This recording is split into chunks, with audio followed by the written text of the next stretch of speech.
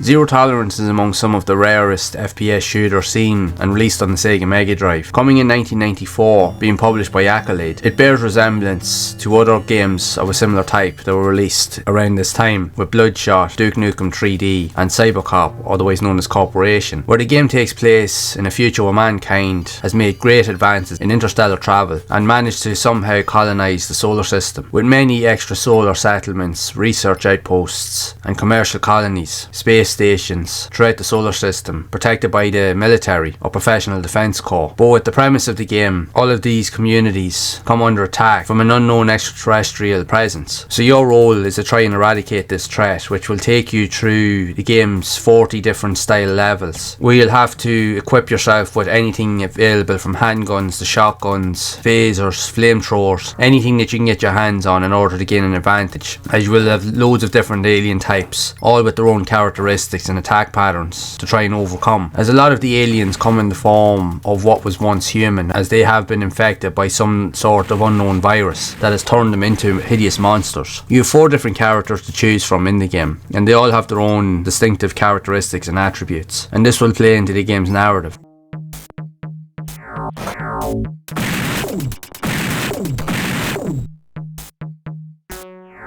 Handgun collected. Handgun collected.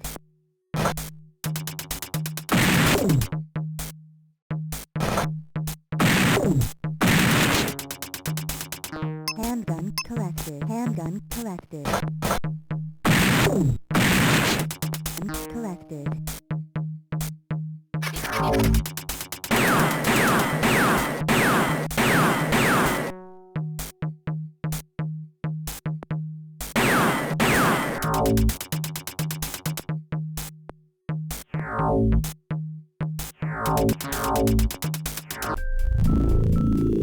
Entering engineering level 2.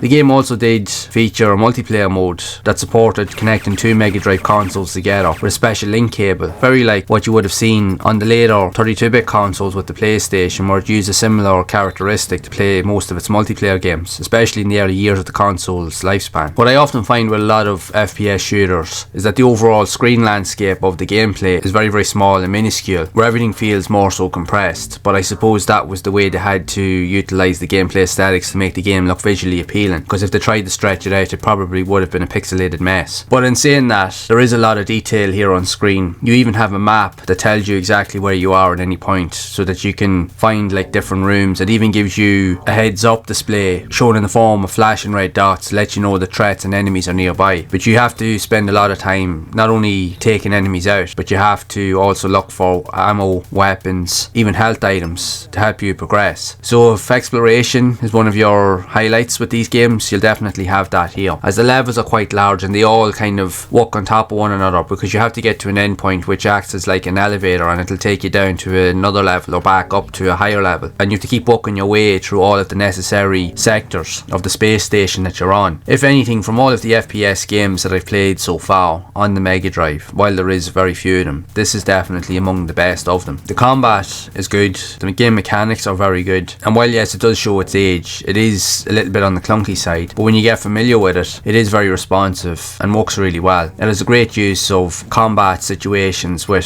gunfights, sound effects, impact, and even just the level of detail when you do eradicate enemies, because you can even see blood splatters on the floor and on the walls. So that'll even go as far as to tell you the level of dedication developers went to make the game feel and look realistic for its time, and this resulted in the game's positive reviews upon its release. As I have to say, for an early FPS shooter game, it is very atmospheric and dark, and does feel like a very kind of early style horror game as well, if anything, because the sound effects, hearing enemies in the background, even just the impact of the guns, especially with the likes of the shotgun, flamethrower and other weapons, can definitely make you feel like you have some level of control over the scenario that you find yourself in. Apparently there was another game or a sequel that was in development for this, but it was later cancelled during the early production phase, so we never got to see it. But this early version really showcased not just what the Mega Drive could do, but also lay out the format for other games to follow in the FPS genre. And around this time we had seen Doom on the likes of the PC, so consoles were scrambling to try and create their own FPS experiences regardless of the limitations, and some of the games actually turned out to be quite good, and this being one of them. While these games may not have seemed to have aged all that well, they're still a reflection of their time. They're a great piece of gaming history, and it is just very cool to go back to see what early first person shooters looked like, especially on consoles or platforms that at the time were never considered